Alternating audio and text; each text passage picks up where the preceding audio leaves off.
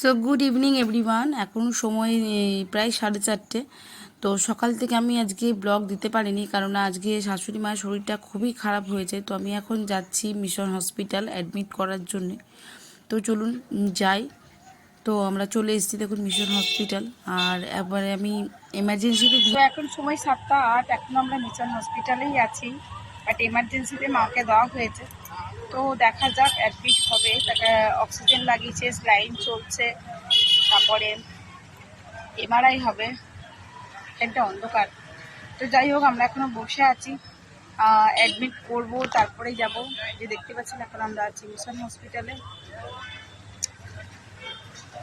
তো আমি অবশ্যই আপডেট আপনাদেরকে দিতে থাকবো, বাট ব্লগ হয়তো আমি বড় কিছু করতে পারবো না। ভিতরে এতক্ষণ বসছিলাম, বাইরে এসেছি, তো বাস চলে যাবেন। এখন অনেকখানি হয়ে গেছে সময়, বাইরে আমরা আছি, কারণ এমআরআই হবে, ফোন করে আবার ডাকবে, তখন আমরা যাবো। দেখতে পাচ্ছেন আমরা এখন হসপিটালের বাইরে।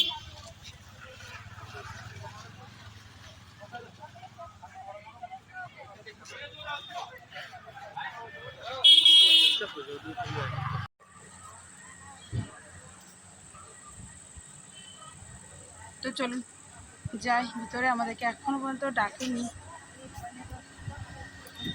তো এইমাত্র জাস্ট এমআরআই করে বেরিয়েছে। এমআরআই রিপোর্টে অনেকখানি স্পাইনালে একটু ক্র্যাক পাওয়া গেছে আর কি, যেটা সার্জারি করতে হবে।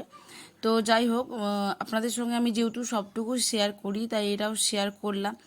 তো এটা সার্জারি করতে হবে, আই হোপ কি কালকে কিংবা পরশুর মধ্যে সার্জারিটা হয়ে যাবে। তো এখন দিয়ে দিয়েছে মাকে বেডে, দেখতেই পাচ্ছেন আমি অল্প একটু ক্লিপিং তুলেছি। দেখায় এখন বাজে ঘড়িতে 12টা বাজতে 10 মিনিট বাকি।